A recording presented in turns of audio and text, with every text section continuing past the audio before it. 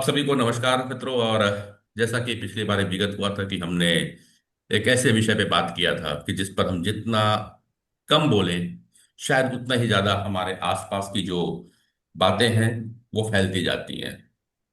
ये सिर्फ एक थप्पड़ या एक चीख या एक जोर की आवाज की बात नहीं है। ये कभी खामोशी से दीवारों में घुलती तो कभी नजरों से शिकस्त बनकर दिल को चीर देती है। डोमेस्टिक वायलेंस वो साया है जो कभी औरत पर पड़ता है तो कभी बच्चों पर और कभी बुजुर्गों की आंखों से छलकता हुआ दिखाई पड़ता है। हम इसे अक्सर घरेलू मामला कहकर कई बार छोड़ दिया करते हैं, लेकिन ये चुप्पी कई जिंदगियां निकल जाती है। पिछले एपिसोड में लगभग हमने ये बातें की थी। आज दूसरे एपिसोड पे हम घरेलू हिंसा के समझेंगे उन तीन कारणों से, 3R के जरिए।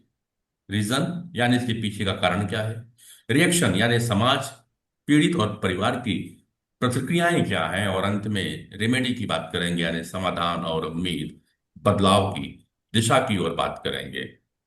हमेशा की तरह हमारे पास में साइकोलॉजी की टीम मौजूद है। Senior psychologist doctor Shubhra Sanyal ji हमारे साथ में जुड़ी हुई हैं। हम आपका स्वागत करते हैं। नमस्कार मैम।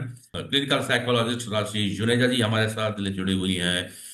माइंड इज की आप डायरेक्टर। साइकोलॉजिस्ट दिव्या हमारे साथ में है। एंड भूमिका भट्ट। आप सभी का हम स्वागत करते हैं। और कार्यक्रम को आगे बढ़ाने के लिए डॉक्टर शुभ्रा सान्याल जी को सबसे पहले बुलाऊंगा। डॉक्टर शुभ्रा जी। मैं जो है आपको एक तरफ से पहले तो पांडे जी मैं आपको बहुत धन्यवाद देती हूँ कि आपने ये प्रोग्राम को फिर करने की कोशिश की, क्योंकि फॉर द वेरी रीजन मैं सोच रही थी कहीं ना कहीं कुछ डिसऑर्गेनाइजेशन हो रहा है। एक एक कॉन्सेप्ट जो है वो खुल के सामने नहीं आ रहा। तो मैंने जो है वो क्योंकि हर बात में डोमेस्टिक वायलेंस नहीं होती, और मेरे जो है ये विचार है, आप लोग डेफिनेटली कॉन्ट्रडिक्ट कर सकते हैं। मेरे विचार से ये है कि a small quarrel, a small dispute, a small disagreement, and a simple fight. क्या ये सब domestic violence है? नहीं है. But now what is happening is any a case is coming to the court with the label domestic violence. और मैं इसलिए ये तीन आर लगाए थे कि पहला आर है why, what are the reasons for this domestic violence. पहले तो कारण ढूंढे, तब उसके जो है रेमेडी निकाले। तो मेरे समझ से ये है कि सबसे पहले अगर आप गांव में देखें, रूरल, दोनों को कंपेयर करें, वो भी हमारी भारतवासी है। गांव में अगर जाए तो आए दिन जो है लड़ाई भी हो रहा है, झगड़ा भी हो रहा है, बात का कसाकसी भी हो रहा है, और ताने भी हो रहे हैं, मार भी हो रहा है। किंतु वहां पे कोई लेके पुलिस केस में नहीं जाते अनटिल एंड अनलेस वो केस बहुत सीरियस मैग्नीट्यूड में चला जाता है। पर अगर आप आंकड़ा देखें तो रूरल एरियाज में इस तरह के डोमेस्टिक वायलेंस ज्यादा होंगे, जो लाइमलाइट में नहीं आते, जहाँ पे मीडिया हाईलाइट नहीं करती। अब आप आ जाइए डिस्ट्रिक्ट्स में, जहाँ पे अभी अर्बन एरियाज नहीं कहेंगे, just on the border of urban areas, वहां पर भी आप देखेंगे कुछ भिन्नता है। बातें सुलझा दिया जाता है, कोई intervening factor in the name of father in law, mother in law, कोई फ्रेंड आके आप उसी करवा देते हैं। वो भी जो है डोमेस्टिक वायलेंस में इतना जल्दी नहीं अकड़ता है। तो देखो डोमेस्टिक वायलेंस है क्या। डोमेस्टिक वायलेंस तब होता है, और मैं अभी इसमें जो है रीजंस बता रही हूँ, मेरे रीजंस में राशि भी है और दिव्या भी है, तुम लोग सुनो। The basic reasons which I point out, which I my experience I have seen is the expectation level. और इसलिए मैं कह रही हूँ कि धीरे धीरे मैं अर्बन, सब अर्बन एरियाज से अर्बन एरियाज में जा रही हूँ। जहां जहां देखिए गांव में एक्सपेक्टेशन लेवल इतना हाई नहीं है। ये नहीं है कि women are not aware of their rights, they are aware, किंतु वो राइट्स की रूपरेखा अलग है। The rights are keeping the house clean, keeping a warmth in the house, keeping silence, taking care of the children, अच्छा खाना बनाना, सबके मुंह में हंसी देखना, ये है। I am okay your okay वाला जो कॉन्सेप्ट मेरे दिमाग में हर समय रहता है, वो वहां पे है, वहां पे है। इसलिए वहां पे दिन रात झगड़ा, लाठी और मारपीट नहीं होती। विमेन जो है वो समझते हैं मेरे घर को सुचारू रूप से रखना मेरे राइट, यही है, ये मेरा घर गए, ये मेरा स्वर्ग है। Their expectation is confined to that. But when I come to the urban areas, Rashi will also agree, the expectation level goes high. दोनों साइड्स में, दोनों कपल्स में एक्सपेक्टेशन लेवल, और एक्सपेक्टेशन का एक फॉर्मूला है, if the expectation is not meeting the result in equal quality, then there will be a problem. और जब तक वो एक्सपेक्टेशन फुलफिल नहीं होता, problem will come acute acute and acute. तो एक वर्ड और आता है पांडे जी, वल्नरेबिलिटी। आपने लिखा अपने पोर्टल पे, women are more vulnerable than men where domestic violence is concerned. Why are women considered vulnerable? It is because women themselves, at times, they are submissive, they are quiet, they receive all the threats and bear it quietly. They have the tolerance level, the patience is there. जब वो break होता है तो बहुत ज्यादा break हो जाता है, पर जब तक नहीं ब्रेक होता वो चुपचाप सुनते रहते हैं।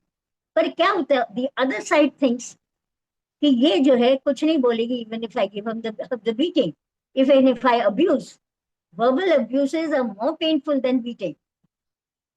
Okay, so the man thinks that this wife will just surrender. She has surrendered, she is passive, so she can easily be targeted.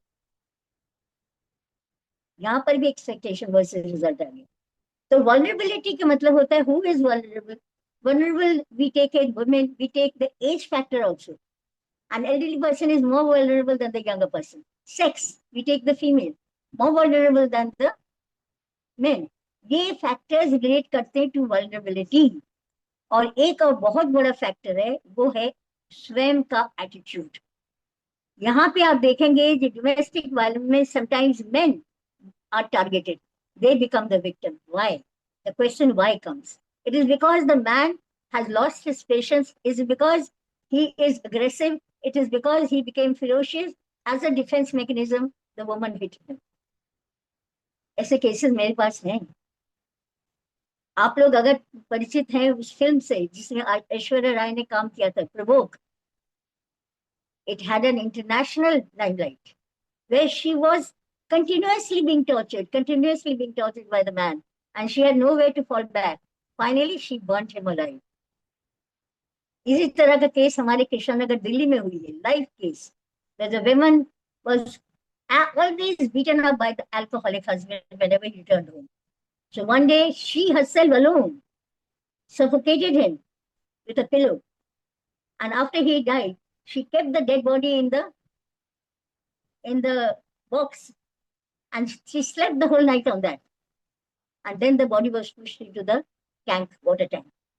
So ये होता है tolerance. If the tolerance makes anybody can become cruelest whenever. तो यहाँ पे अगर हम कहें women are more vulnerable than men are more vulnerable, then you have to study the situation जहाँ पे vulnerability हो रही है। तो मेरा जो है ये कहा जाता है कि मैं रीजंस निकाल रही थी बैठे बैठे कि क्या रीजंस होते हैं। All are not landing up in domestic violence, but people label it as domestic. Labeling हो रही है। It is lack of skill of listening. आप लोग नोट कर लीजिए। The skill to listen to another person is missing these days in the present generation. Then the lack of tolerance, endurance. तुमने मुझे क्यों कहा, गाली शुरू हो जाती without and the lack of understanding the other partner. अभी जो केस हुआ, I don't know whether Rashi and you people know about an athlete girl, talented girl. There was friction going on in the house continuously, and the father himself went up and shot her. Now, what is that? Do you think overnight ho gaya? No, it was not overnight. It was accumulating inside. वो anger और aggression जो होता है ना, वो immediately spontaneous नहीं होता. अगर spontaneous, then there is a psychic problem. It accumulates inside the person. A level of tolerance had gone down. Aggression has gone up. He didn't think that he's killing his own daughter, and he killed the daughter. Now you may note down anything that he's a psyche and all that. That's another thing. So मैं कहती हूँ जो मेरे according, आप लोगों को कहना दूसरा कि अगर हम कहते हैं डोमेस्टिक वायलेंस हो रहा है, हो रहा है, but at the latter part हो रहा है, मैं मानती हूँ, पर उसका कारण है, एंड कारण are this, not having the listening skill. आज के जमाने हम दूसरों को सुनते नहीं है, अपना ही बोलते हैं टू प्रूव आवरसेल्फ। सेकंड है lack of patience and endurance.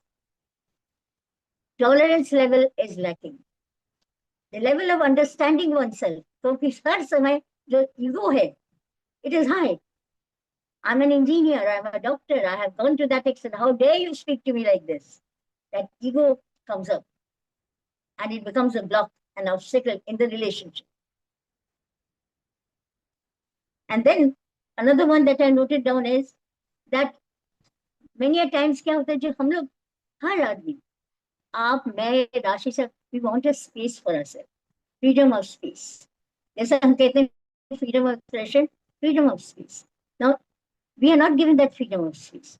This, whoever is targeted, whether the man or the woman, not given the freedom of space. There is conflict between interests. Expectation results ही चल रहा है. There is conflict between interests.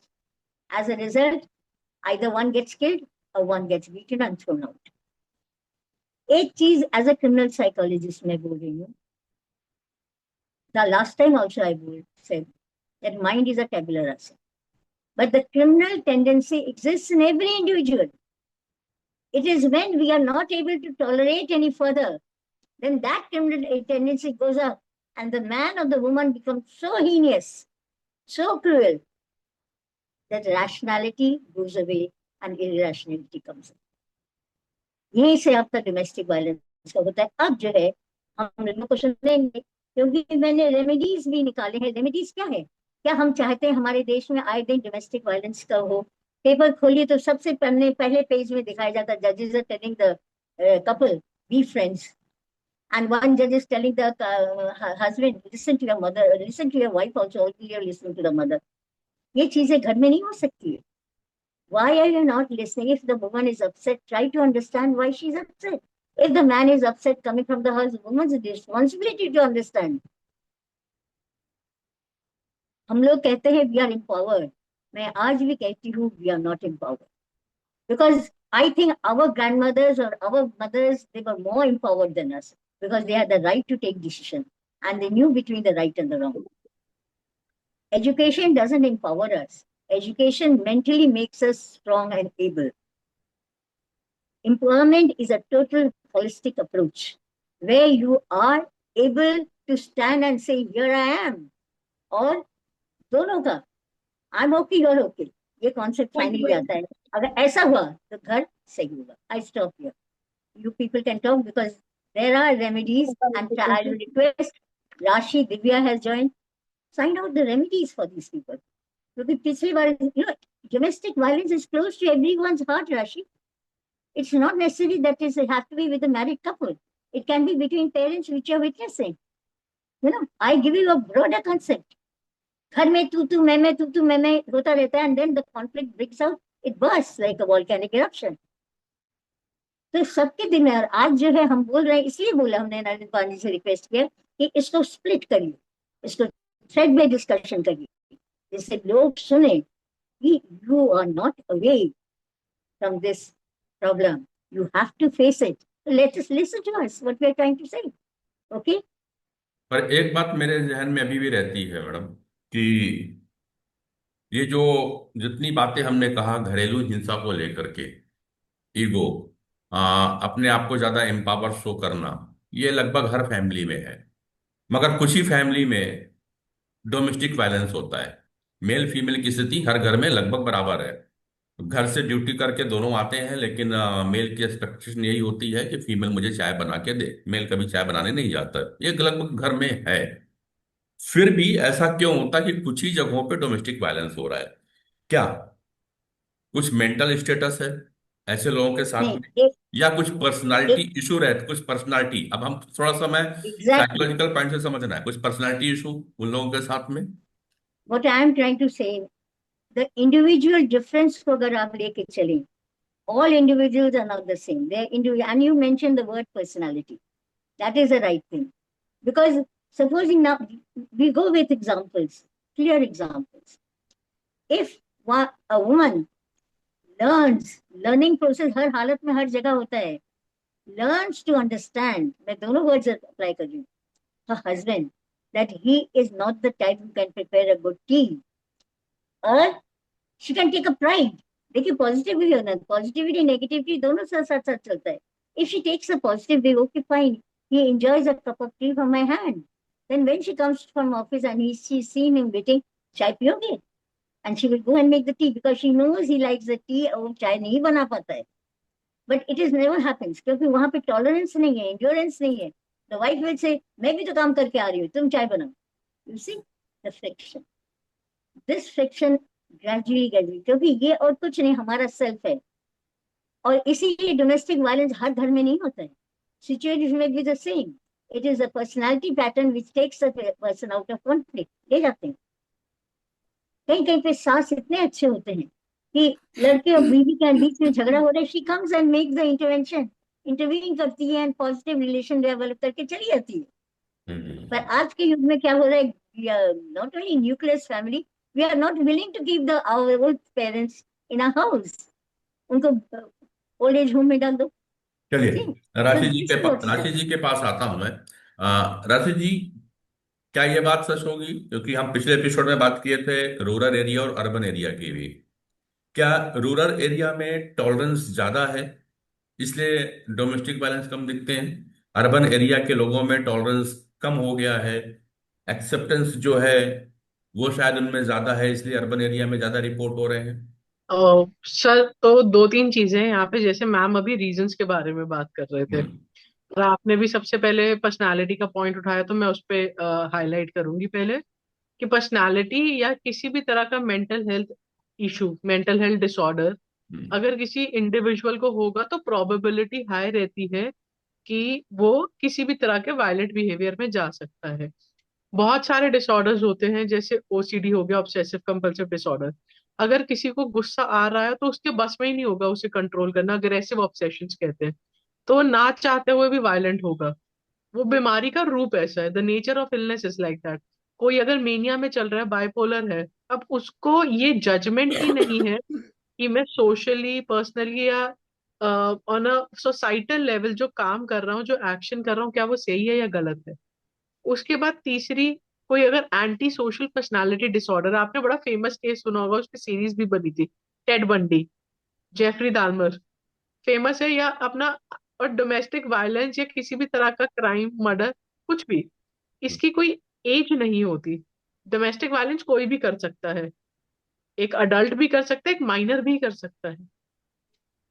But हाँ, I think ये ma'am के expertise है area के, कि दोनों को जिस तरह लीगली एड्रेस किया जाएगा वो चीजें अलग होंगी। And last but not the least, किसी को अगर स्किज़ोफ्रेनिया है, कोई ऐसा डिसऑर्डर जो क्योर नहीं हो सकता, सिर्फ ट्रीट किया जा सकता है, और घर वालों को नहीं पता, परिवार वालों को नहीं पता कि इसका इलाज क्या है, इसको कैसे मैनेज करना है। अब उसको कानों में आवाजें आ रही हैं, so under the influence of pathology वो रिएक्ट करेगा, वो ईंट उठा के चलते हुए किसी के सर पे मार दे। वो घर वालों को सोचे कि ये मेरे खिलाफ है, मेरे अगेंस्ट प्लान कर रहे हैं, तो ये भी सबसे मिले हुए हैं, तो क्यों ना रात को इनको मार दिया जाए, या इनको क्यों ना रोज मैं प्रताड़ित करूं, जो भी उसे आवाजें आती हैं कान में, लेट्स से। तो उस केस में भी आप on the mental health ground उसको एड्रेस करने का तरीका बिल्कुल अलग हो जाएगा। सो बहुत सारे मेंटल हेल्थ कंडीशंस हैं जिनमें डोमेस्टिक वायलेंस होने के चांसेस बहुत हाई हैं। तो मेरा पहला पॉइंट था आपके इस वाली चीज को एड्रेस करना। दूसरा, coming to rural and urban areas, पिछली बार भी हमने बात की थी डिस्कशन में कि एडुकेशन जो वाला हमारा फंडा था, जो हम लोगों ने रिसर्च के बारे में बात किया था, कि एजुकेशन, मैम ने जैसे कहा, अवेयरनेस देती है। तो आपको अगर आपके राइट्स का ज्यादा पता होगा तो आप उसको ज्यादा इस्तेमाल भी करोगे, एक। दूसरा, एजुकेशन किस एज तक चल रही है वो आपकी आइडियोलॉजी बिल्डअप करता है। पहले के जमाने में कहते थे कि 23 साल में शादी करा दीजिए, 22 साल में, क्यों? क्योंकि आप अडेप्टेबल होते हैं, आप मोल्डेबल होते हैं, आपने अभी दुनियादारी नहीं देखी होती, तो आप मोल्ड हो जाते हैं। तो रूरल रीजन्स में उतना एक्सपोजर नहीं है, तो मोल्डेबिलिटी ज्यादा है। सेम आइडियोलॉजी के लोग एक गांव में, जैसे एक गांव में अगर मान के चलिए 500 परिवार रहते हैं, तो उन 500 परिवारों की आइडियोलॉजी मोर और लेस सेम ही होती है। बट यहाँ पे अगर आप एक सोसाइटी में 500 परिवार रहते हैं, तो 500 के 500 परिवार अलग तरीके से दिखेंगे उसमें, और आपको 19-20 हर परिवार टू फैमिली आपको डिफरेंस दिख जाएगा। आइडियोलॉजी में। सो ये आइडियोलॉजी का difference is a very big contributing factor. Let's say एक बहुत छोटा सा एग्जांपल दूंगी।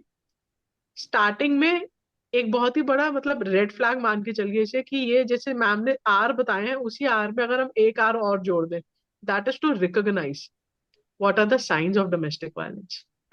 उसमें ये आप देखिए कि आप जिस इंसान के थ्रू, आप स्टार्टिंग में अगर आप किसी को डेट करना शुरू कर रहे हैं, आप किसी के साथ है, वो स्टार्टिंग स्टार्टिंग में जब कंट्रोलिंग होता है, पॉजेसिव होता है, तो बहुत ही अच्छा लगता है कि अरे ये तो केयर कर रहा है। बट यही पॉजेसिवनेस ऑन अ लेटर एंड आपको पसंद नहीं आएगी, क्योंकि वो कंट्रोलिंग हो जाती है। आपके फाइनेंसेस को कंट्रोल करना, आपकी मूवमेंट्स को कंट्रोल करना, आपके let's say social media exposure को कंट्रोल करना, आपको ये साइंस रिकॉग्नाइज करने पड़ते हैं कि what is this, that is how is this hampering my mental health. एक, क्योंकि हमने डिस्कस किया था वायलेंस बहुत सारी तरीके के होते हैं, डोमेस्टिक वायलेंस भी।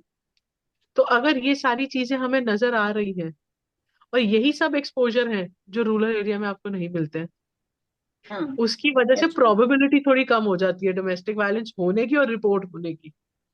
यहाँ पे क्योंकि एक्सपोजर ज्यादा है, मेरे फाइनेंसेस मैं खुद देख रही हूँ, हस्बैंड अपने फाइनेंसेस देख रहा है, या पार्टनर अपने फाइनेंसेस देख रहा है। एक्सेप्टेंस जो आपने पॉइंट उठाया सर, एक्सेप्टेंस, यहाँ पे बहुत सारे और भी एसोसिएटेड फैक्टर्स है, जैसे लेट्स से सेक्सुअलिटी एक फैक्टर है। यहाँ पे एक्सेप्टेंस है उसका, आप किसी गांव देहात में जाएंगे अभी भी नहीं होगा, पंचायत उसको मानेगी नहीं। जो पंच बैठे होंगे वो कहेंगे अरे ये क्या बात हो रही है, वो अभी भी उस लेवल का एक्सेप्टेंस नहीं आएगा। तो इन चीजों का बहुत मेजर कंट्रीब्यूटिंग फैक्टर रहता है डोमेस्टिक वायलेंस होने में, एक्सेप्टेंस होने में, और उसकी रिपोर्टिंग होने में। बिल्कुल।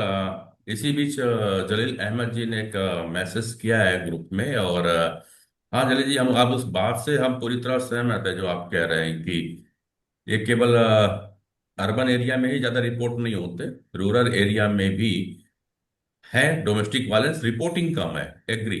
और वही तो बात चल रही है कि जब तक केसेस रिपोर्ट करने के लिए जाते हैं तब तक कहीं ना कहीं उन्हें समझा दिया जाता है, और उस लेवल तक नहीं पहुंचता है कि उसे रिपोर्टिंग तक जाने की जरूरत पड़े। क्योंकि डोमेस्टिक वायलेंस अगर अर्बन एरिया में है और कोई समझा नहीं रहा, जो मैं समझ पा रहा हूँ, आप राशि जी भी हैं और दिव्या जी भी यहाँ हैं, तो समझेंगे कि domestic violence comparatively urban rural area से अर्बन एरिया में ज्यादा वायलेंट है, रूरल एरिया में कम वायलेंट होता है। जो रेशो है, हाँ, मारपीट का रेशो, वल्गैरिटी का रेशो, गाली गलौज का रेशो कुछ ज्यादा है, मैं मानता हूँ इस बात को कि रूरल एरिया में अक्सर झगड़े होते हैं।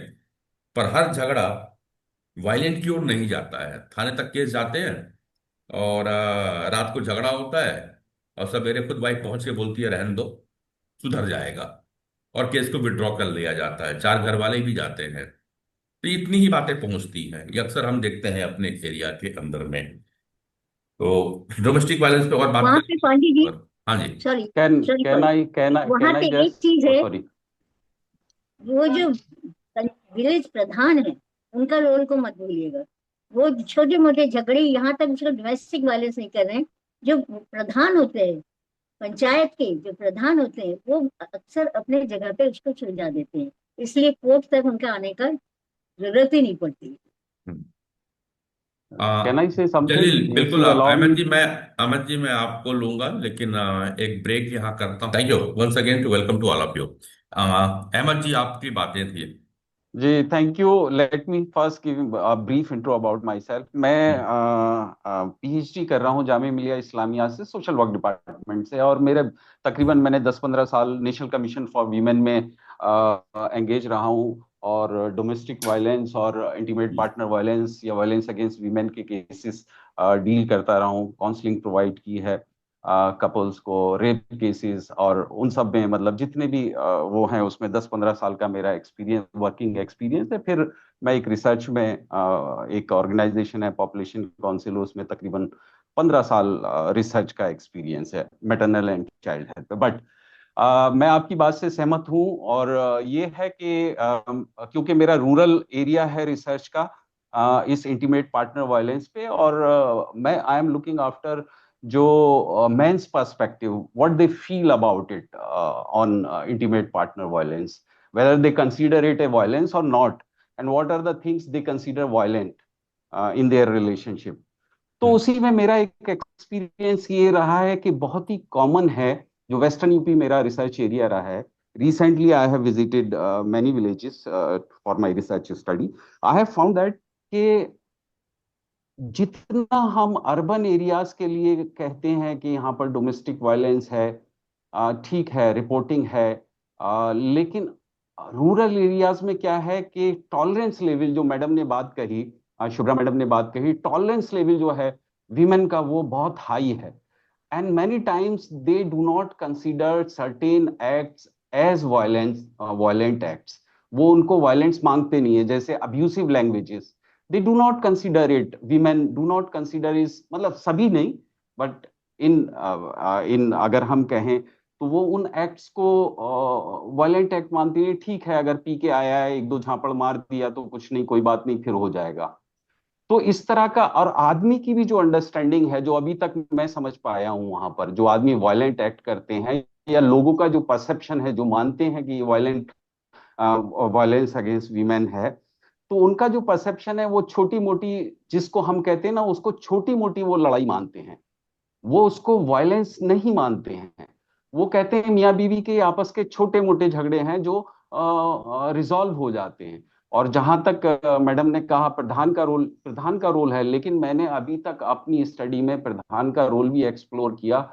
वो रोल अब तकरीबन तकरीबन खत्म होता जा रहा है. वो उस पे, क्योंकि पॉलिटिकल सिचुएशन ऐसी होती जा रही है कि दे डू नॉट इंटरफेयर, उनका कहना भी है, और फैमिलीज का भी कहना है आदमियों की, कि हम, ये हमारा पारिवारिक मामला होता है, हम इसमें नहीं होता, मियाँ बीवी लड़के हम खत्म हो जाता है, रात को बात होती है, सुबह को खत्म हो जाती है. लेकिन ये एक रेगुलर है, ऐसा नहीं है कि रात को लड़ाई हुई और सुबह को खत्म हो गई, फिर हो सकता है 2 दिन बाद हो, 3 दिन बाद होती, कल चलता रहता है. लेकिन क्योंकि ऐसा लगता है कि पेन इतना ज्यादा है, सबके साथ है, तो हम उस पेन को एक तरह से नॉर्मलाइज कर देते हैं. हम सोचते नहीं कि उनके साथ, वीमेन के साथ इतनी इतनी गहरी प्रॉब्लम है. ना वीमेन सोचती हैं, ना मैन सोचते हैं इन rural area. This is my experience right now, I have shared with you for the thank you. Opportunity. बिल्कुल जलाल जी, बिल्कुल आपने सही कहा है। और ये बात सच है कि रूरल एरिया में टॉलरेंस जो है वो ज़्यादा है। और ताली एक हाथ से नहीं बजती, ताली के लिए दोनों हाथ की आवश्यकता पड़ती है।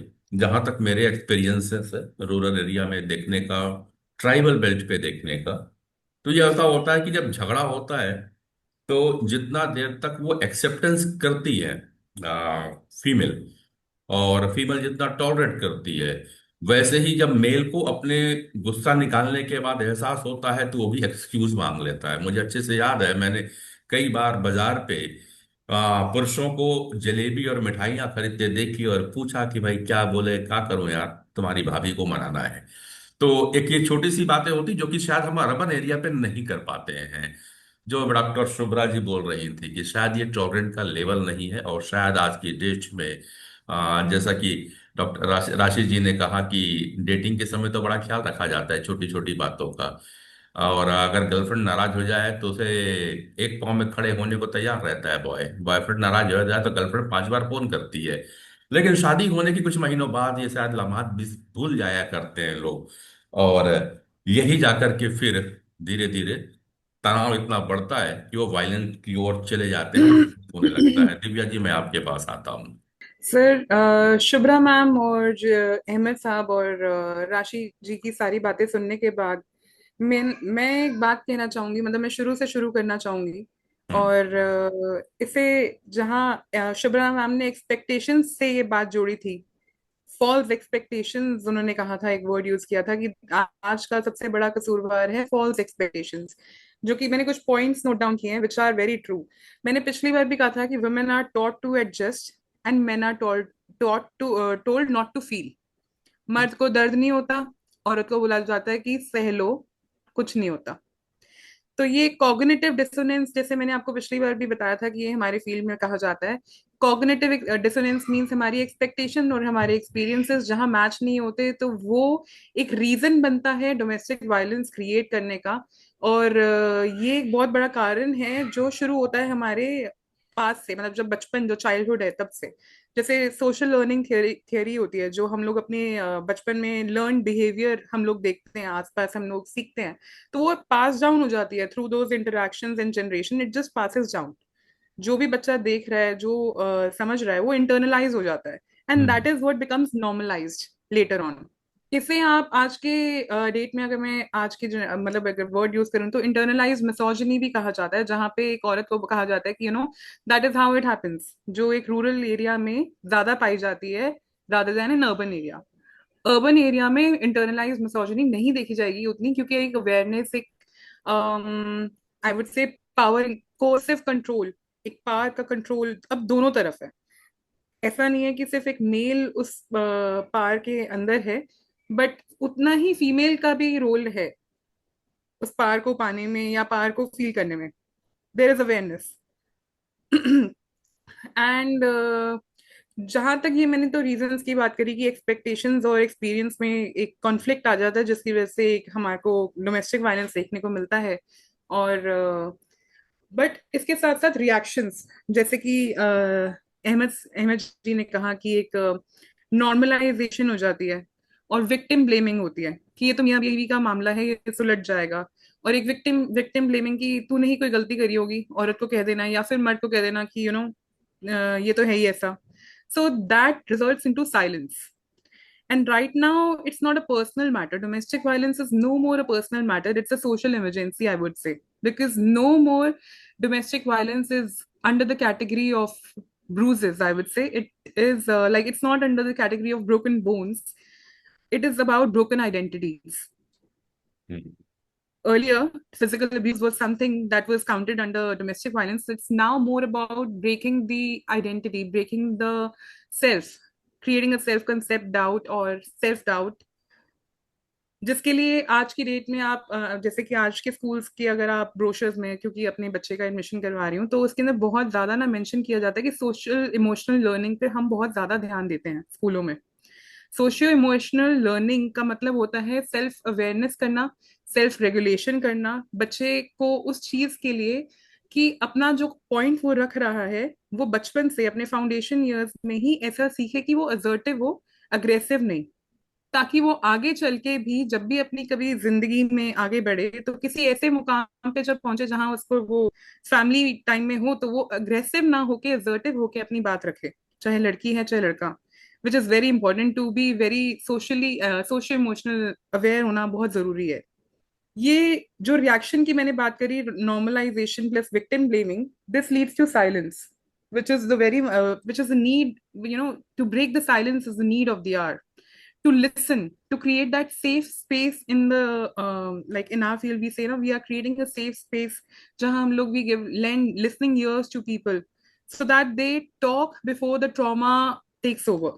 Also, one more thing I wanted to mention over here, that जो बात हो रही थी रिगार्डिंग रूरल एंड अर्बन, तो रूरल एरियाज में सर क्या होता है कि जहाँ पे इतनी पावर नहीं है, छोटी उम्र में लड़की की शादी करा दी जाती है, तो एक लव और एक फियर कि मैं किस पे डिपेंडेंट हूँ, दोनों को एग्जिस्ट करते हैं, क्योंकि उसके पास कोई ऑप्शन नहीं है लड़की के पास वापस कहीं जाने का।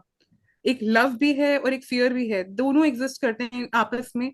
तो एक कंफ्यूजन एंड गिल्ट का माहौल क्रिएट हो जाता है, जिसमें दिस दिस प्रॉब्लम की सह लेते हैं, ये तो कोई बात नहीं, अगले दिन ठीक हो जाएगा, सारी आई वांट आपस टू में से बोलते कि something.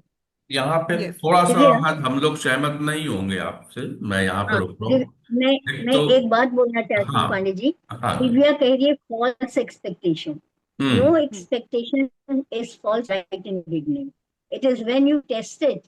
That is what I'm trying to say continuously. A gap, the wider the gap between expectation and result, bigger is the problem.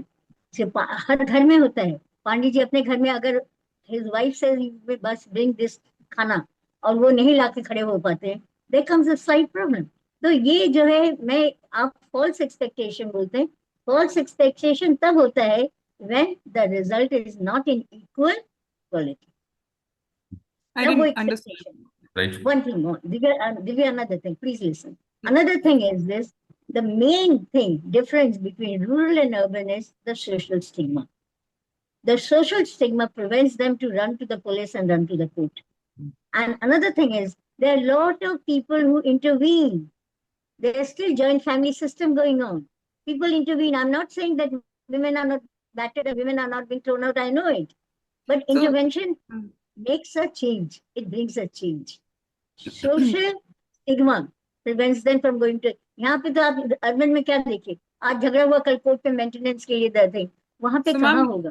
हाँ, तो उधर नॉर्मलाइजेशन और विक्टिम ब्लेमिंग हो रही है ना, जब हाँ, रूरल में ये नॉर्मलाइजेशन। चीज, हाँ, हाँ जी, मैंने बोला वो एक जो औरत का डर है, सोशल स्टिग्मा है, वो लव और फियर को एग्जिस्ट कर रहे हैं ना उसके मतलब जहन में, कि उसको डर लग रहा है कि वो आगे जाएगी तो उसकी इज्जत समाज में क्या रह जाएगी, घर वाले साथ देंगे या नहीं देंगे, तो ये सारी चीजें कंफ्यूजन और गिल्ट क्रिएट करती हैं.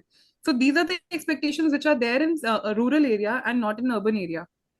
The women are empowered over here that ways. I या mean, yeah. So, but I'm not on one side. I'm just keeping rural and urban in mind. Yeah, expectations are relative factors. You know, Hmm. expectation in social areas, expectation in rural areas, they will be different because it's related to the situation in society, right? Yes, This is all yes. right. Fine.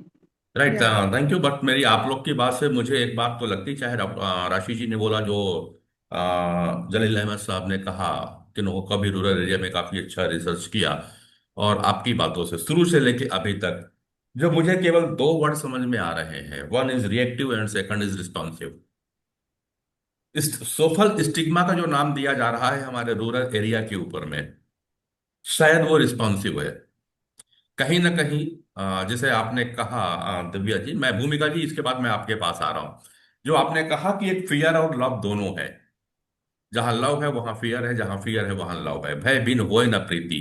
ये कहावत हमारे रामायण में बड़ी अच्छी बात कही है। तो जहां पे फियर है वहीं पे लव है, और जहां लव है वहां फियर है। शायद किसी को खो जाने का जो डर होता है वही हमें उसे करीब ले जाता है और प्यार के लिए ले जाता है। तो सोशल स्टिग्मा तो अनदर थिंग है, बट रूरल एरिया के लोग कहीं ज्यादा रिस्पॉन्सिव हैं जो मुझे लगता है, और अर्बन एरिया रिएक्टिव हो गई है। हम छोटी छोटी बातों पे रिएक्ट करना जानते हैं, जहां पे शायद रिस्पॉन्स करने से काम हो सकता था।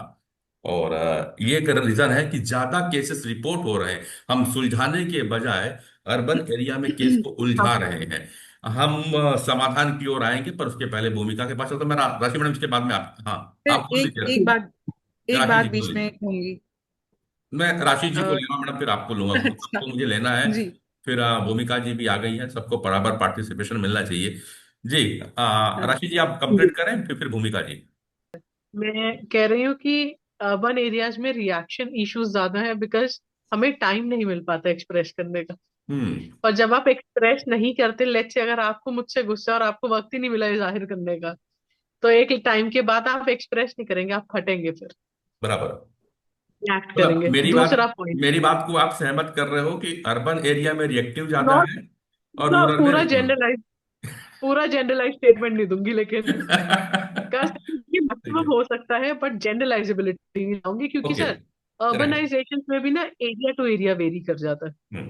Second point, I think, I don't know कितने अग्री करेंगे, हमारी जनरेशन शायद लास्ट जनरेशन है जिन्होंने वो वाले दादी नानी देखे हैं जो पार्टीशन के बाद जिन्होंने वो दौर देखा है। हम्म। तो उस दौर से आने वाले लोग आज भी कहते हैं, जैसे मेरी दादी, हम लोग पंजाबी है, मेरी दादी अक्सर मुझे कहेंगी, पुत्र जी एक चुप सौ सुख। Exactly. अक्सर, लेकिन ये जब टॉलरेंस लेवल के ऊपर निकल जाए तो ये फिर रिएक्टिव होगा। जो मैम ने कहा कि एक लेवल तक आप टॉलरेट करेंगे, उसके बाद फिर रिएक्शन आएगा। ठीक है। सो ये इसीलिए आपको जनरेशनल शिफ्ट भी दिखेगा रिएक्टिवनेस में। ठीक है। भूमिका जी इंतजार कर रही है, और बात सच है राशि जी की, हमने शायद वाकई हम अंतिम जनरेशन है जिन्होंने ट्रांजिस्टर से लेकर के 5G तक का सफर तय किया है। इसके बाद वाले अब कोई नहीं आएगा। तो भूमिका जी मैं आपके पास आया। हम जब जनरेशन की बात करें तो आई थिंक मैं सबसे लेटेस्ट जनरेशन से हूँ. हाँ। तो तो हाँ, मैं राशि मैम की भी स्टूडेंट रह चुकी हूँ और मैं शुभ्रा मैम की भी स्टूडेंट रह चुकी हूँ. तो अब मैं इन्हीं दोनों फैकल्टीज को यहाँ सुन रही हूँ. और अब आई डोंट नो कि मेरे पास कोई राइट थॉट्स होंगे इनको बोलने के लिए, कि मतलब मेरे पास इतने सारे एक्सपीरियंस्ड लोग हैं. एंड मैं तो बस अभी अपनी I am in IIT Hyderabad. अभी I just started my PhD. तो I am still listening to everyone, तो ऐसे मेरे बट एक कुछ बार थॉट भूमिका, प्रोसेस मैं हैं। आपको आपको मैं थैंक यू बोल दूं और अप्रिसिएशन भी है हमारी यहाँ के जो पुलिस ऑफिसर्स हैं आज, उन्होंने मेरे को व्हाट्सएप किया है। आपका आर्टिकल उनको बहुत पसंद आया, thank you for thank you for the that. Compliment. मैंने सिर्फ जो अभी कन्वर्सेशंस हुई है, अभी जो बात हो रखी है, तो उस पर मेरे कुछ सवाल भी हैं, और मैंने कुछ चीजें नोट भी करी है। जैसे नरेंद्र सर, आपने अभी बोला था कि गाली गलौज वेस्टर्न यूपी की कोई बात कर रहा था, और इवन आप जैसे छत्तीसगढ़ में हो ना, आपने बोला था कि गाली गलौज को ये लोग डोमेस्टिक वायलेंस नहीं समझते। पर आई थिंक हमें बोलचाल का भी देखना चाहिए। अगर हम वेस्टर्न यूपी या फिर ऐसी जगहों की, जो आउटस्कर्ट्स जगह की बात करें, उनकी बातचीत ही गाली से शुरू होती है। दिल्ली एक ऐसा शहर बन चुका है जो हाईएस्ट इन अब्यूसिव लैंग्वेज हो गया है। तो अब वो गाली ऐसा लगता है प्यार है वो। तो उसके आई डोंट थिंक कि गाली एक ऐसी बहुत बड़ी चीज है। बोली बहुत ऐसे रूरल एरियाज में तो बोली में गाली आती रहती है, वो प्यार से बोलते हैं, तो वो अलग बात है। नहीं, पर अब इसको आज की डेट में हम शहरी एरिया में इसे इशू बनाने लगे हैं डोमेस्टिक वायलेंस के रूप में। जलील अहमद जी भी होंगे और मैडम भी बैठी है, तो हम लोग बहुत बार कहते हैं कि हमारे पुराने शहरों में एक लखनऊ और भोपाल हुआ करता था। अगर दोनों को अगर आमने सामने खड़ा कर दें तो लखनऊ वाले को भोपाल वाले की लैंग्वेज सुन के हार्ट अटैक आ जाएगा। ये हम मजाक में कहते थे। तो हाँ, अब पर इसका कहीं इशू बनाया जा रहा है, जबकि पहले ये चीजें नहीं हुआ करती थी। जी भूमिका जी। हाँ, पर जब जो मैं देखती हूँ यहाँ पर सब एक दूसरे को गाली से ही बात करते हैं, और वो प्यार होता है। तो आई डोंट थिंक कि बोलचाल में ऐसा कुछ प्रॉब्लम आता है। एक रिसर्च में देख रही थी अभी रिसेंटली, उसमें डोमेस्टिक वायलेंस अगेंस्ट मेन के ऊपर बात हो रही थी। तो हम्म। उस रिसर्च का स्टैट्स था कि 1 among 5 men, मतलब 5 में से एक आदमी है सिर्फ जो डोमेस्टिक वायलेंस का शिकार हुआ है, और वो भी कैसे? उनकी वाइफ ने उनको वर्बली कुछ बोल दिया, तो वो उसको वो डोमेस्टिक वायलेंस कंसिडर कर देते हैं। मतलब मेरा क्वेश्चन ये है कि क्या मेरी ईगो इतनी फ्रैजिल है कि आप उस पर्टिकुलर चीज को एज डोमेस्टिक वायलेंस कंसिडर कर रहे हो? और वो रिसर्च थी, आईसीएमआर फंडेड रिसर्च थी, और वो रोहतक एरिया में हुई थी। पूरा ये डेटा जो है, मेथोडोलॉजी जो इन लोगों ने यूज करी थी, around 1000 men from the age of 21 to 49, ये था इनका डेटा। और उनका रिजल्ट यही था कि गाली गलौज को इन लोगों ने डोमेस्टिक वायलेंस टर्म कर दिया। वो भी 5 में से एक आदमी उनको उनके साथ हो रखा है। रेशियल बात भी नहीं है, आसपास की भी बात नहीं है। तो वही मेल ईगो इतनी फ्रैजिल हो चुकी है, ये बहुत बड़ा क्वेश्चन है। उसके बाद जब हम बात करते हैं अर्बन एरियाज में, तो अर्बन एरियाज में इंडिविजुअलाइजेशन बढ़ चुकी है। मतलब अब यहाँ पर एक औरत को भी पता है कि उसकी कैपेबिलिटीज क्या है, उस पर उसके पेरेंट्स ने या उसने अपने ऊपर कितना इन्वेस्ट करा है वहां तक आने के लिए। सिर्फ एक आदमी पर ही इन्वेस्ट नहीं होता है, अब एक औरत पर भी उतना ही इन्वेस्ट करते हैं पेरेंट्स।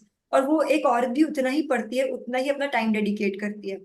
और अगर आप ये देखोगे तो अर्बन एरियाज में जब आ जाती है, कैपिटलाइजेशन इतनी हो चुकी है कि अगर दो पार्टनर्स काम नहीं करेंगे तो गुजारा नहीं होगा। और अगर आप देखोगे जब औरतें वापस आती है घर, तो उनके पास घर की भी रिस्पॉन्सिबिलिटी आ जाती है, पर आदमियों पर वो रिस्पॉन्सिबिलिटी अभी भी नहीं आ रही है। अभी भी हम ये बोलते हैं कि अच्छा, अरे इसने कपड़े तय कर दिए या बर्तन मांज दिए, तो उसको हम लोग ग्लोरीफाई करते हैं, उसको हम लोग बेयर मिनिमम की तरह ट्रीट नहीं करते हैं। तो आम सी बात है कि थोड़ा सा बुरा तो लगेगा ही ना, क्योंकि बचपन से हम अपने घर वालों से सुनकर आए कि जब तुम बड़े होगे तो तुम किसी और के घर जाओगे और वो तुम्हारा घर होगा। और जब आप उसके घर जाते हो तो वो सीधा ये बोलते हैं इसको नहीं आती है तो किसी और के घर से आई है। तो एक एक वो हिस्सा जो आपका होता है कि मैं कहाँ कौन हूं, मैं क्या हूँ, वो थोड़ा सा ब्लर हो जाता है, लाइंस ब्लर हो जाती है, जिसकी वजह से वो पाइल अप होता रहता है, एंड वो फिर आप हट कर निकलते हो। और यहीं पर हम जब बातचीत करने की उस पर आते हैं, तो मुझे ये लगता है कि जो पहले की जनरेशन थी, हमारे पहले की जो जनरेशन थी, उसमें आदमियों के पास ज्यादा इमोशनल इंटेलिजेंस थी। वो अपनी बीवी को सैड देखते थे या रोने की शक्ल में देखते थे, तो बात करना चाहते थे, पूछना चाहते थे क्या है, इम्प्रूव करना चाहते थे। अब ऐसे हो गया है कि अगर कोई औरत सैड है तो वो सीधा की सीधा ब्लेम कर देता है कि अरे तुम किसी और का गुस्सा यहाँ क्यों ला रहे हो, ऑफिस का गुस्सा घर क्यों ला रहे हो, अगर तुम्हारे बायोलॉजिकल साइकिल में प्रॉब्लम हो रही है तो फिर तुम इधर इधर क्यों ड्रामे कर रहे हो। सुनने को तैयार नहीं है उनकी, जैसे शोभरा मैम ने बोला कि सुनने को तैयार नहीं है। तो अगर आप अपनी दिल की बात अपने पार्टनर को नहीं बता पा रहे हो, तो उसकी वजह से भी बहुत सारे क्लैशेस और बहुत सारे डिफरेंसेस क्रिएट हो जाते हैं, और फिर ये इतना एक्सकलेट हो जाता है कि अब आपको इंटरवेंशन के लिए, उस पर इंटरवीन करने के लिए कोर्ट कचहरी का सहारा लेना पड़ जाता है। अब जो दूसरी बात है, मैम ने एक चीज बोली थी जिससे मैं सहमत नहीं हूँ, कि मैम ने बोला था कि पहले की औरतें ज्यादा एम्पावर्ड थी, पर मुझे लगता है कि पहले के टाइम पर ज्यादा डोमेस्टिक वायलेंस के केसेस थे, क्योंकि पेट्रियार्की इतनी स्ट्रांग थी वहां पर। ऑल्सो डोमेस्टिक वायलेंस के केसेस इसलिए क्योंकि डाउरी सिस्टम बहुत था। तो इवन एडवर्टीजमेंट्स भी ऐसे बनने लग गए थे कि आप ये पर्टिकुलर चादर खरीदोगे तो इससे आप अपनी बेटी को जलने से बचा सकते हो। आई थिंक ये 1996 अराउंड का ये एड दूरदर्शन पर आता था, इस पर हमारी एक स्टडी हुई थी। तो हम लोगों ने सारे प्रीवियस एडवर्टीजमेंट्स को एनालाइज करा था, तो ये बेसिकली मोरालिटी के प्रिंसिपल्स को अंडरस्टैंड करने के लिए, कि कैसे हमने पूरे मोरालिटी को एडवर्टीजमेंट्स के तौर पर अंडरस्टैंड कर सकते हैं। तो इस पर ये पर्टिकुलर एडवर्टीजमेंट बहुत फेमस हुआ था। अ, और फिर उसके बाद हाँ, और फिर हमने वर्नरेबिलिटी के बारे में बात करी, तो मैम ने बोला था कि औरतें जो होती है ये ज्यादा वर्नरेबल क्यों होती है, वो अपनी वजह से होती है। बट मुझको कहीं ना कहीं लगता है कि इट्स अ सोशल स्ट्रक्चर।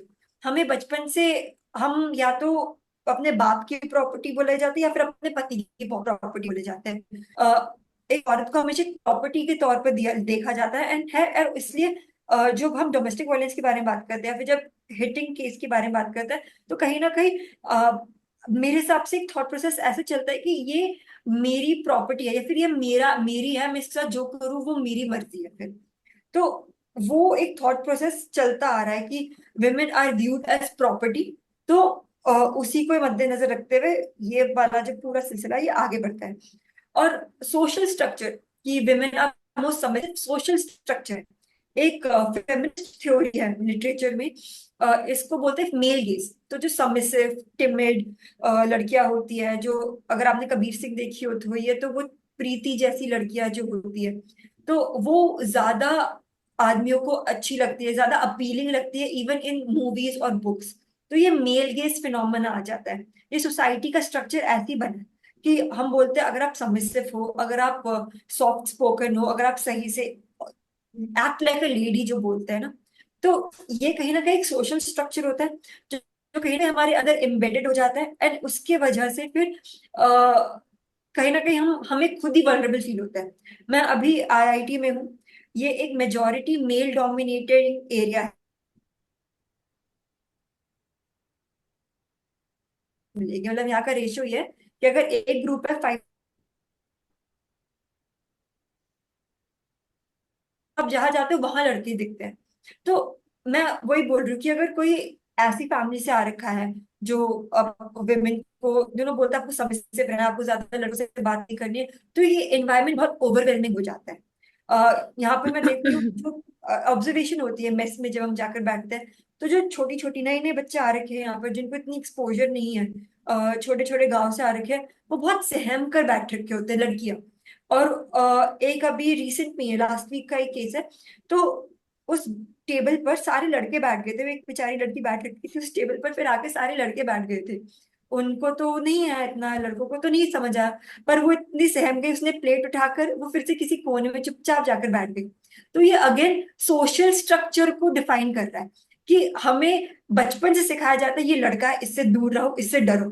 तो वो हमें अगेन वल्नरेबिलिटी के ओर पर पुश करता है, और हम अपनी वॉइस रेज नहीं कर पाते बहुत बार, क्योंकि हमें लगता है कि हम वीक है और वो हमसे ज्यादा स्ट्रांग है। फिजिकली तो होते ही है, मेंटल अभी भी क्वेश्चनेबल है। तो मेरा यही इनपुट है इस पर। एक चीज हाँ। ऐड करूंगी भूमिका जी की बात में, जैसे इन्होंने बोला कि हम अपने पापा की प्रॉपर्टी या अपने हस्बैंड की प्रॉपर्टी माने जाते हैं, ये तो एक बहुत बड़ा एग्जाम्पल है। आज की डेट में आप अगर आधार कार्ड देखेंगे, जब लड़की अनमैरिड होती है तो उसका लिखा जाता है डॉटर ऑफ, यानी फादर का नाम आता है और एड्रेस के ऊपर, और आफ्टर मैरिज लिखा आता है केयर ऑफ, हस्बैंड का नाम आता है। तो But things are changing here. A lot of places now addresses name of the mother rather than name of the father. ये But I'm changes talking uh about रहे what हैं. has happened, what has happened so हाँ. far. I mean, in the awake and aware world, Right now, right. in the current generation, the things are like this. The care of husband, such things are there, And existing. and भूमिका ने एक बहुत ही अच्छा point उठाया, that objectification of women. Yeah. तो objectification of women सिर्फ society तक सीमित नहीं है। योर सबसे बड़ा कंट्रीब्यूशन इसमें बॉलीवुड का, हम्म। Objectification of. आप कभी जावेद अख्तर साहब का एक इंटरव्यू है, वो सुनेंगे, उसमें उन्होंने एक बहुत सिंपल बात कही। जो एनिमल मूवी है, अगर प्रोटोगनिस्ट ऐसा है जहां पे वो स्टेटमेंट दे रहा है कि औरत पैर की जूती, और उस पे जो थिएटर है उसमें तालियां बज रही हैं, तो आप ये देखिए कि हम किस सोसाइटी की तरफ जा रहे हैं। एग्जैक्टली। देखिए, ये निश्चित रूप से राशि जी, मैं आपसे सहमत हूँ कि ये बहुत सारी बातें जो है हमारी बॉलीवुड में गलत ढंग से प्रस्तुत की गई है। जो बातें आपने कहा, वुमेन, एक समय था कि जब हम राजा महाराजाओं की जिंदगी में रहा करते थे, तो उस समय आक्रमण बहुत ज्यादा हुआ करते थे, फाइटिंग ज्यादा हुआ करती थी, तो और महिलाओं को, बच्चियों को एक स्पेशल प्रोटेक्शन की जरूरत हुआ करती थी। तो ये दिया गया। सेकंड थिंग, जो आप बातें कही भूमिका जी, कि father of and daughter of, इसके पीछे बहुत कुछ हमारे वेद और साहित्य के पीछे भी है, जो कि अगर बायोलॉजिकल में जाएंगे तो हमें जो वंशावली लेना पड़ता है, उसके पीछे भी एक रहा है कि हम किसको लेके चलें। केवल अगर फीमेल से हम वंश गिनने जाएंगे तो शायद हो नहीं पाता, क्योंकि जो क्रोमोसोम्स है वो एक्स और एक्स ही होते हैं। तो हमें उस वंश को लेने के लिए एक स्पेशल क्रोमोसोम्स को देखना पड़ता है, वो वाई। इसलिए एक वंशावली का निर्धारण किया गया था पुराने ऋषियों के द्वारा, जो भी हमारे ज्ञान के लोग रहे होंगे उस समय, साइंटिस्ट जो रहेंगे उनके द्वारा में। तो एक बनाया गया था किसके, यही नहीं केवल फीमेल के साथ नहीं है, मेल के साथ भी था। नरेंद्र पांडे पुत्र इसका। तो ये चलता आया है। हाँ, एक बात जरूर रही है कि अब पत्नी किसकी है, यहां से डोनेट किया गया था, तो वो उसके पीछे में एक्स और वाई का मसला रहा है। पर सर आप ये लेकिन देखिए, लेकिन ये लेकिन अभी बीच अभी में जो कहीं। सिनेरियो अभी जो सिनेरियो चेंज हुआ है, उसमें अगर आप देखें तो राशन कार्ड में पति का नाम हटा करके मुखिया के तौर पे फीमेल का नाम रखा जाने लगा है। और बेटी के साथ में पिता का नाम अगर इतना कंपलसरी नहीं है जितना कि माँ का नाम कंपलसन कर दिया गया है। राशि जी, कुछ बोल रहे थे आप? हाँ, मैं कह रही हूँ सर, ये जो चेंजेस आए ना, बीच में कहीं गड़बड़ हुई है। क्योंकि अगर आप थोड़ा और पीछे जाएंगे, तो अगर आप महाभारत देखें तो एड्रेस ही ऐसे किया जाता था, कुंती पुत्र अर्जुन, हाँ, अंजनी पुत्र हनुमान। ये बताया ना मैंने आपको, बीच का जो हमारा ईरा रहा है ना, हम वैदिक काल पे ना जाकर के हम अगर सातवीं, छठी, सातवीं शताब्दी के बाद अगर हम चलते हैं हिंदुस्तान के ईरा में, तो बहुत ज्यादा अटैक हुए। उस समय अटैक हुए। महिलाओं के ऊपर में ज्यादा अटैक होते थे। जब भी कोई सेना आक्रमण करती थी, चाहे जहां की भी हो, इवन चाहे वो सबसे ज्यादा अग्रीड सर, शिकार जो थी अग्रीड। ना, वो फीमेल हुआ करती थी। तो उनको अग्रीड। स्पेशल प्रोटेक्शन के लिए देना चालू किया। लेकिन फिर कुछ इसी बीच में कुछ शायद ऐसे साहित्यकार हमारे यहाँ हुए, लिटरेचरिस्ट ऐसे हुए, जिन्होंने कहना चालू कर दिया कि ये मेरी प्रॉपर्टी है, जबकि ये कहा गया था विलेन के द्वारा। कोई विलेन बोलता था, जब पकड़ के लाता था और कहता था, तो वो बताता था कि ये है। तो मैंने वही शुरुआत में बात किया था, डोमेस्टिक वायलेंस कहीं ऐसा तो नहीं है कि कोई स्पेशल मेंटल स्टेटस है या स्पेशल पर्सनालिटी के लोगों के द्वारा किया जा सकता है, जिन्हें कि हम अपनी भाषा में इस फोरम में जहां बैठे हैं वहां कहें कि वह मेंटल इलनेस के शिकार है। तो चर्चा आगे रहेगी। मैं अहमद साहब आपके पास लौटूंगा, फिर से एक ब्रेक हो रहा है यहाँ पे, इसी लिंक पे हम वापस आ जाते हैं। और अब हम आएंगे समाधान की बात करने के लिए। अहमद साहब नमस्कार। आप फर्स्ट टाइम आए हैं हमारे प्लेटफॉर्म पे, फिलहाल तो मैं आपका तहे दिल से स्वागत करता हूँ इस प्लेटफॉर्म के ऊपर में। Thank you very much. मुझे आपके फोरम की जानकारी नहीं थी, लेकिन शायद क्योंकि मैं इस विषय पे रिसर्च कर रहा हूँ, तो मेरे जो सुपरवाइजर हैं जामिया में, मैडम जी अर्चना दासी, तो उन्होंने बोला कि may be useful to, but I really find it very interesting जो जी डिस्कशन हो रहा है। It is quite relevant to my topic, जिस उस पे मैं रिसर्च कर रहा हूँ, और जो मेरा एक्सपीरियंस है उससे बहुत बहुत करीब है ये। जी एंड ये एक तरह से ये जो इशू है वो भी मेरे मेरे दिल के बहुत करीब है। जी सर, ऐसे ही कई इशू रहेंगे जो बिल्कुल आपके करीब रहेंगे दिल के, कि हम लोग कोशिश करते हैं कि हम उन्हीं विषयों को लेकर के आए। और इस प्लेटफॉर्म पे हमने साइबर क्राइम के इशू पे, हमने घर परिवार टूटते हुए रिश्तों के ऊपर में, हाँ हाँ। डिजिटल डिजिटल क्राइम के ऊपर में। और अभी ये थी ऐसे बहुत सारी बातें यहाँ पे होती रहती हैं सर। हमने ऑलमोस्ट 3 साल कंप्लीट कर लिए इस पे बैठे करते करते। एम आई राइट ना Rashi madam? I I missed many we have years completed 3 year. लेकिन लेकिन अब मुझे आपको ये बताना पड़ेगा कि मैं डायरेक्टली, आप मुझे कैसे मतलब ये है कि I can receive the messages from you के आप इस तरह के राइट। ऑर्गेनाइज कर वुड रहे यू हैं। Give would you provide your cell number? हमारा ग्रुप है, मैं उस ग्रुप पे जोड़ भी दूंगा सर, और आपको पर्सनल मैसेज पहुंचेंगे जब भी हम। कोशिश श्योर रहती है श्योर, थैंक यू शनिवार सो को मच। करने की। जी अच्छा लगा, थैंक आज यू। का फोरम बहुत अच्छा जा रहा है। और हाँ आगे की हाँ, कंटिन्यूटी हम आपके साथ करते हैं। सो श्योर क्योंकि श्योर। आपके रिसर्च का विषय और आपके दिल के करीब है, तो आपको दिल से सुनते जी हैं जी सर। जी जी।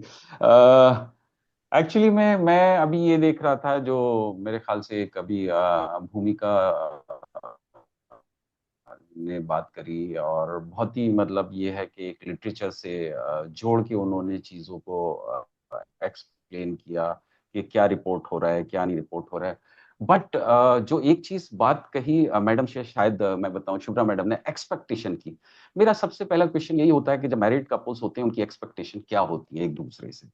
तो मैं I will talk about only rural areas right now and based on my findings, not मतलब मैं अर्बन एरिया की तरफ टच नहीं करूंगा। हम्म। जो वहां जो एक्सपेक्टेशंस जो एक हस्बैंड की निकल के आई हैं, and the reaction she was talking about, कि अगर एक्सपेक्टेशन मेट नहीं होती है तो उनका रिएक्शन क्या होता है। तो ओवरऑल जो जो एक्सपेक्टेशंस हैं हर तरह के रिस्पोंडेंट से जो मैंने देखा है, वो एक्सपेक्टेशन जो है पेट्रियार्कल और जेंडर रोल्स के बहुत ही इर्द गिर्द वो समाती हैं, कि उनको यही एक्सपेक्टेशन होती है कि वो हमारे पेरेंट की रिस्पेक्ट करे, हमारे पेरेंट्स को टाइम से खाना दे। एक एक जो अपनी वाइफ से हस्बैंड, मैंने ये सवाल पूछा कि भाई आपकी एक वाइफ से, पर्सनली उनसे नहीं, कि एक एक इस तरह से पूछा गया कि आप ये मुझको बताइए कि हस्बैंड की क्या एक्सपेक्टेशन होती है वाइफ से। तो उनकी जो मिनिमम एक्सपेक्टेशन वो दे एक्सपेक्ट इज के उसके पेरेंट्स जो हैं वो सेंटर फोकस के रहते हैं, कि अगर वो पेरेंट्स को इज्जत नहीं देती है तो लड़ाई जो है उनके हिसाब से वहां से शुरू होती है। उस बिंदु से उनके बीच में जो है वो रिएक्शनरी जो होता है वो उस बिंदु से शुरू होता है। फिर वो एस्केलेट हो जाता है, फिर छोटी छोटी चीजों पे, कि बच्चों की how she is taking care of children, बच्चों पे ध्यान नहीं देती है तो किस तरह से वो रिएक्ट करता है। तो these are the two main things which I found common in every respondent which I have interviewed with them. I did in-depth interview with them. There are many things which they have reported. अब एक चीज आती है कि एक space, बहुत अच्छी भूमिका ने बात करी कि स्पेस की इसकी, sorry I have just noted down, जो कमोडिफिकेशन ऑफ विमेन, ये हर जगह है। It's a great market. जो विमेन है, हाफ ऑफ द पॉपुलेशन है, उनको उनको एड्रेस करना है मार्केट को, तो किस तरह से एड्रेस करेंगे। तो बेस्ट वे उनको जो लगता है, जो एडवर्टीजमेंट एजेंसीज हैं, हमारा मीडिया है या और है, उनको ये लगता है कि हम जितना इसको कमोडिफाई करेंगे उतना हम प्रॉफिट उनसे गेन करेंगे, या उनके उनके उनके पास एक्सेसिबिलिटी होगी पर्टिकुलरली उनके प्रोडक्ट्स की। तो ये तो मार्केट और इकोनॉमिक्स है इसकी, वायलेंस की। I will not be comment on that, but just this. So I may be मतलब discuss on this remedial जो measures हैं, इसको how to conduct. One of the thing which I found, I can make a I can say that जो सबसे बड़ी बात ये है कि unless until you are not going to engage the man in his strategies, it is not going to resolve the issue of domestic violence. Most of the intervention, most of the models जो domestic violence को control करने के लिए या उसको किए जाते हैं मिनिमाइज करने के लिए, they are mostly based on focusing on women and women only.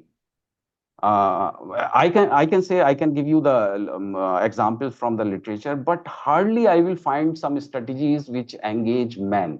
So unless until we are not going to engage men in this process, it is very difficult to control the domestic violence. Ahmed ji, I Thank want you. to say something. Can I say, Sure, Mr. sure, ma'am. Ahmed?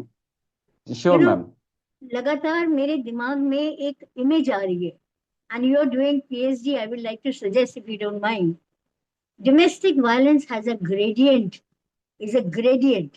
अगर आप इसको दिमाग में picturise करें, एक तरफ people of the earth are the rural people. जरा आंख बंद करके इमेजिन करिए, एक हस्बैंड और वाइफ खेती कर रहे हैं, वो फसल काट रहे हैं, आदमी फसल काट रहे हैं, बीवी वही फसल को उठा के सिर पे रख के घर ले जा रही है, रोटी पका रही है, ये लोग खा रहे हैं, बच्चे भी बैठ के खा रहे हैं। There is nothing called domestic violence, नहीं हो सकता, एक्सपेक्टेशन नहीं हो सकता। अभी लोग कहेंगे she is not aware of her rights, she is aware of her rights, but she knows the basic right is to keep the house, to keep oven burn, give the food to the children. So the point expectation is to keep the house clean. So there is no friction between the two. अब आप वहां से चलिए, you gradually move to the suburban areas, you gradually move to the urban areas. From the urban areas of metropolitans में जाएं, आज शादी हो रही है, कल कोर्ट में डाइवोर्स एंड मेंटेनेंस मांग रहे हैं। Now this idea of maintenance is so, मतलब इंसेंटिव नहीं करूंगी, it is so tempting, it's so lucrative कि a woman says he is violent, he is incompetent, he is so and so, therefore give me maintenance, alumni मांगते हैं। वहां पे नहीं है, क्योंकि इसलिए आप अगर उसकी स्टडी बनाएं, the magnitude of the study will be the gradient as we are progressing, the expectation is changing, and as the expectation is changing, the result is not coming forth with violence is coming. All are not domestic violence. इसको अगर आप अच्छे खासे thesis में लेके जाएं, एक picture हो जाएगी इंडिया का, from the village to the urban. Is there domestic violence? आपने रेमेडीज की बात की, मैं भी कह रही हूँ, सबसे बड़ी चीज जो गांव वालों से हम नहीं कहेंगे तुम करो, क्योंकि वो तो टू द अर्थ अटैच्ड है। मैं अर्बन लोगों को कहूंगी, introspection, introspect yourself, who am I, introspect yourself, and then there are 3 A's मैंने निकाला है, जो पांडे जी भी सुन रहे हैं। 3 A's होता है, accept the limitations and the shortcomings of your partner, of the second person, that may be the husband, may be the wife, but accept, and then after acceptance you adopt it। लेकिन जैसे कि वो आके घर में आके चाय नहीं बना पा रही है, हस्बैंड कहता है ठीक है मैं बना देती हूँ, तुम बैठो, ऐसे घर हैं, ऐसे नहीं है कि घर नहीं है, ठीक है। देन थर्ड इज अडेप्टेशन, हो गया, एडजस्टमेंट। अगर आप एक्सेप्ट कर रहे हैं लिमिटेशन, उसको अडॉप्ट कर ले रहे हैं, तो फिर आप उस वाइफ के साथ, पार्टनर के साथ घर में एडजस्ट कर ले। ये 3 A's हैं, और इसके लिए जरूरत होती है know yourself. You must have that patience to know yourself. मैं कहाँ मेरी कमी है, why is it I am reacting all the time, you feel I am not okay, you are okay. No house rules, Pandey ji जानते हैं, मैं इस platform में लगातार बोलती जाती हूँ, we are in a house not in a home, we are in a house not in a home. क्योंकि होम मांगता है equal parity, equal love, equal trust and equal sense of belongingness. 2 खंबे से घर नहीं बनता है। तो ये जो है घर, तो हम है ही नहीं, हम लोग तो मकान में है, होम में नहीं है। बिल्कुल सही है मैडम। और हम शायद अब घर पे नहीं मकान पे रहते हैं, मैं आपकी इस बात से सहमत हूँ। और शायद अहमद साहब भी इस बात का ही जिक्र कर रहे हैं कि जहाँ पे एक्सेप्टेंस है वो घर है, और जहाँ एक्सेप्टेंस नहीं होता वो मकान हो जाता है। और आपकी 3 A जो आपने कहा, 3 R से चालू किया था, 3 A नहीं पे नहीं आपने। नहीं नहीं नहीं पांडे जी, गुस्सा मत होइए, I am contradicting you. Acceptance ही नहीं, उसको अडॉप्ट भी करना होगा। मैंने वही कहा कि आपने देखिए, 3 R से चालू किया था, 3 A पे एंड कर रही हैं। तो यही पे एंड एक्सेप्टेंस कर है, रही हूँ। एक्सेप्टेंस है, अडॉप्शन है, एडॉप्टेबल है, एंड एडजस्टमेंट है। ये तीनों एडजस्टमेंट। चीजें जहां पे होंगी वहीं घर बनेगा। और शायद अभी जो हम अर्बन एरिया पे आ रहे हैं, ये तीनों चीजें कहीं ना कहीं लैकिंग हो रही है, और इसी वजह से ये सारे कॉन्फ्लिक्ट आ रहे हैं। वरना मसले घर पे सुलझाए जा सकते हैं। मैं पूरी इन बातों को जो समझ पाया, उसमें मुझे देखी बात समझ में आती है कि हमें अपने रिएक्शन को रोकना होगा।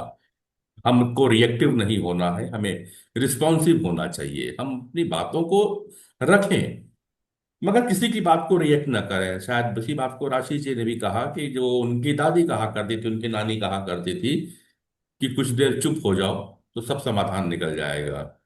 तो मौनम सर्वत्र साधते, ये भी कहा गया है हमारे यहाँ पे। तो मौन रहना भी जरूरी है। मौन का मतलब ये नहीं कि आपके अधिकार छिन रहे हैं। मौन का मतलब ये होता है कि आप सामने वाले को एक बार सोचने का मौका दे रहे हो, और वो जब अंदर चला जाएगा तो शायद जब बाजार से लौटेगा तो जलेबी लेकर के आएगा। जैसा कि पुराने लोगों में हमने देखा है, पुराने दादा दादियों को हम देखा करते थे कि जब दादी नाराज हो जाती थी तो दादाजी अक्सर बाजार को जाया करते थे, और फिर हाथ पोस्ट में कागज पेपर में कुछ लपेट करके लाते थे और दादी को खिला दिया करते थे।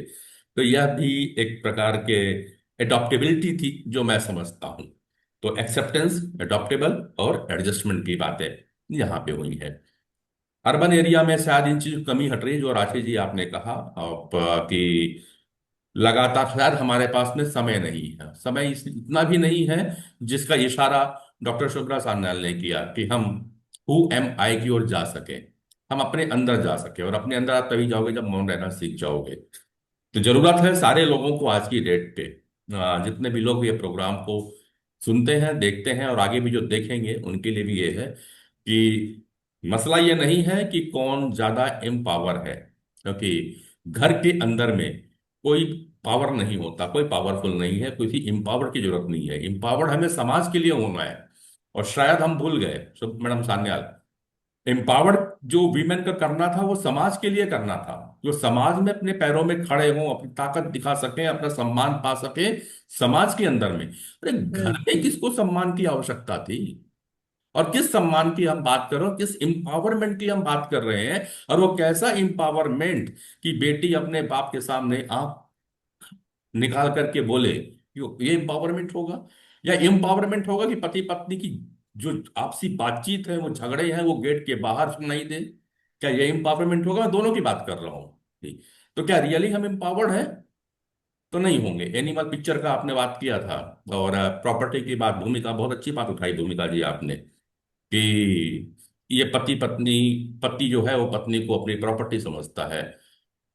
असल में ये प्रॉपर्टी समझने का शायद मुझे नहीं लगता, और आप सब भी बड़े अच्छे यहाँ पे लिटरेचर में हैं, और सभी प्रोफेसर रह चुके हैं, कुछ प्रोफेसर में जा रहे हैं, कुछ लोगों ने पढ़ाई की साइकोलॉजी की भी। लेकिन मैं यहाँ नहीं, आज तक इतनी कोई भी साहित्य नहीं पढ़ा जहां पे ये कहा गया हो कि पत्नी मेरी प्रॉपर्टी है या वाइफ मेरी प्रॉपर्टी है। किसी भी साहित्य में किसी भी लेखक ने नहीं लिखा। मुझे ध्यान नहीं आता। अगर आप लोगों ने कोई किताब किसी के पास आई हो तो मुझे जरूर भेजिएगा, मैं पढ़ने की कोशिश करूंगा और समझूंगा उस राइटर के मनोभाव को कि उसने कैसे लिखा इस चीज को। हमने हमेशा, खासकर जब मैं भारत की बात करता हूं, जिस देश में हम रह रहे हैं, वहां पे औरतों को एक अलग सम्मान पे रखा गया है। और डिसीजन मेकिंग हमेशा फैमिली में फीमेल ही रही है। मेल सामने, जैसा कि हम अक्सर बात करते हैं कॉन्शियस और सबकॉन्शियस माइंड की, आप लोगों ने सुना, तो हम हमेशा कहते हैं कि डिसीजन तो पूरे सबकॉन्शियस ले लेता है, कॉन्शियस को सामने कर देता है और एहसास दिलाता है कि तेरे कारण पूरा डिसीजन चल रहा है, पर एक्चुअल डिसीजन सबकॉन्शियस लेता है। आप गैस करके देखिएगा, कहीं यही परिस्थिति हमेशा होती, इतिहास से लेके आज तक। हमेशा मेल अपनी फीमेल के साथ, पार्टनर के साथ बैठ करके डिस्कस करता है और फिर डिसीजन लिया जाता है। और बहुत सारे डिसीजन, हम सब मैरिड हैं यहाँ पे, जलील साहब आप भी हैं, मैडम को बहुत एक्सपीरियंस है, हम भी हैं, सब कुछ देख रहे हैं, राशि जी भी है। हमेशा एक डिसीजन एक साथ लिया जाता है। फिर भी जहां पे एक्सेप्टेंस नहीं होगा वहां पे वायलेंस होगा, और शुरू से ये रहा है मित्रता और वायलेंस की। तो आज का मैं यहाँ पे प्रोग्राम खोलूंगा। बस अब सबके पास मैं 2-2 मिनट को दूंगा, समय हो रहा है, 2-2 मिनट सबके पास। इस पूरे एपिसोड में अपने कमेंट्स जरूर छोड़ते चले जाइएगा, ताकि हम और फिर अगले एपिसोड लाने का विचार करेंगे, किस विषय पे अगला आना चाहिए, उस विषय पे जरूर बात करेंगे। क्योंकि विषय इसी के साथ लिंकअप होगा तो अच्छा लगेगा कि डोमेस्टिक वायलेंस अगर हो रहे हैं तो उसके पीछे का रीजन क्या है, और डोमेस्टिक वायलेंस हुआ तो कहाँ पे जाके खत्म होता है। इस बारे में भी चर्चा आगे के विषयों में होगी। तो शुरुआत में तो इस बारे में पहले तो ही करूंगा, और आदित्य सैनी हमारे साथ जुड़े हुए हैं, और एक सना जी आए हुए थे कोई। तो आप भी अपने बात रखेंगे, पर हमारे पास में आज पहली बार इस प्लेटफॉर्म में आए हैं। तो मैं अहमद जी, शुरुआत आपसे ही करूंगा रिगार्डिंग दिस प्लेटफॉर्म, और आज की बैठक कैसी रही? आज की बैठक मुझे तो बहुत ही शानदार और बहुत ही इंफॉर्मेटिव रही, मेरे लिए ज्ञानवर्धक रही। और क्योंकि ये मेरे टॉपिक से, मेरे इशू से बहुत बहुत क्लोज थी, इसलिए मुझे बहुत मजा आया। रही बात इसकी कि जब आपने कहा कि नेक्स्ट जो है वो आप क्या क्या इशू हो, पहली चीज मैं ये कहूंगा कि domestic violence is a very complex issue. इसमें डोमेस्टिक वायलेंस में जो है वो सिर्फ हस्बैंड एंड वाइफ के झगड़े नहीं होते, पूरी फैमिली इन्वॉल्व होती है उसमें। उसमें सास बहू और देवर जेठ और वो सब, मतलब everyone is involve in the family. तो मेरा सजेशन ये रहेगा कि इस उसको एकदम थोड़ा सेपरेट करके इसमें हम intimate partner violence between husband and wife पे we should focus more on that. हालांकि अभी इस फोरम में अभी जो बात हुई है वो ज्यादातर चर्चा इसी पे हुई है और दूसरे पार्ट पे नहीं हुई है, मैं मानता हूं। बट इसको डोमेस्टिक वायलेंस को भी हमको कैटेगराइज करना चाहिए कि कौन कौन सा हिस्सा है, and one of the category is intimate partner violence. इस पे हमको थोड़ा और डीपर चर्चा की जरूरत है कि क्या वजह हैं, क्या कॉजेज हैं इसके, और कैसे कैसे what could be the remedies, और कैसे सॉल्यूशंस हम दे सकते हैं, क्या मॉडल हो सकते हैं, हम कैसे अडेप्ट कर सकते हैं उनको। तो ये मेरा अभी आज पहली बार मैं शायद इसमें एंटर हुआ हूँ। तो नेक्स्ट आई होप कि नेक्स्ट जब फोरम का मीटिंग होगा तो I would love to participate in that with preparedness. मुझे पता नहीं था कि क्या प्रिपेयर, आज आज का टॉपिक क्या है, विषय क्या है। मैं तो एक एडवाइस के ऊपर ज्वाइन किया था, but I really love the discussion that has happened in this forum. Thank you so much. Divya ji मैं आपके पास आता हूँ। कि इतनी शानदार डिस्कशन के बाद मेरा तो एक वन लाइनर रहेगा कि हम सेफ स्पेस क्रिएट करें, सुनने की क्षमता रखें, एक्सेप्टेंस लाएं, ताकि ये जो लड़ाई झगड़े हैं वो थोड़े कम हो सकें। और ये कह के तुमने कुछ किया होगा या हम उस उस मतलब किसी को भी कहना ये तुम्हारी गलती है, उस चीज को इनवैलिडेट ना करें, किसी भी फीलिंग को इनवैलिडेट ना करें। क्योंकि जब हम किसी को सुनेंगे और उनकी बात को रखेंगे तो वहीं से हीलिंग शुरू होगी। And it's no more about whispering about it with anyone कि मेरे साथ ये हुआ। It's time to talk about it, because once the talking will happen, the healing will start. Right. और अच्छी बात की आपने, Right. स्पेस। स्पेस स्पेस को हम हिंदी में आकाश कहते हैं, जी। और आकाश, आकाश का मतलब हमारे यहाँ शून्य होता है, और शून्यता तभी मिलती है जब आप अपने अंदर जाते हैं। तो हु एम आई का जो क्वेश्चन है वो यहीं से उत्तर मिलना चालू होता है, जब अपने आप अंदर चले जाते हैं और उस शून्यता को पाते हैं, उस स्पेस में आते हैं। भूमिका जी मैं आपके पास लौट रहा हूँ। मुझे अहमद सर की एक बात बहुत अच्छी लगी कि उन्होंने ये बोला कि हम इंटरवेंशन के तौर पर we only focus on women, पर हम कभी मेन पर फोकस नहीं करते हैं। और मैं भी यही बात बोलना चाह रही थी, पर मेरे से पहले उन्होंने रख दी तो अच्छी बात हो गई वो। और बाकी ये है कि आज का सेशन पहले से बहुत बेहतर लगा मुझे, क्योंकि पहले तो मेरा थोड़ा सा इंटरनेट कनेक्शन इशू भी चल रहा था। और यहाँ पर हमने इस बार सब कुछ कवर करा, सब कुछ टच करा। एंड आई थिंक ये प्लेटफॉर्म धीरे धीरे एक बहुत सेफ स्पेस बन रहा है चीजें डिस्कस करने के लिए। और मैं तो ये बोलूंगी कि मैं अपने जो नोन है, जो और भी साइकोलॉजी में बच्चे आगे बढ़ रहे हैं या फिर जो भी आगे कर रहे हैं, मैं उनको भी इस प्रोग्राम से जोड़ना चाहती हूँ। Because this programme actually gives a new thought process और न्यू होराइजन, क्योंकि यहाँ पर अलग अलग फील्ड से बहुत सारे लोग जुड़ रहे हैं, बहुत सारे माइंडसेट्स जुड़ रहे हैं, और अलग अलग एज कैटेगरी के लोग यहाँ से जुड़ रहे हैं।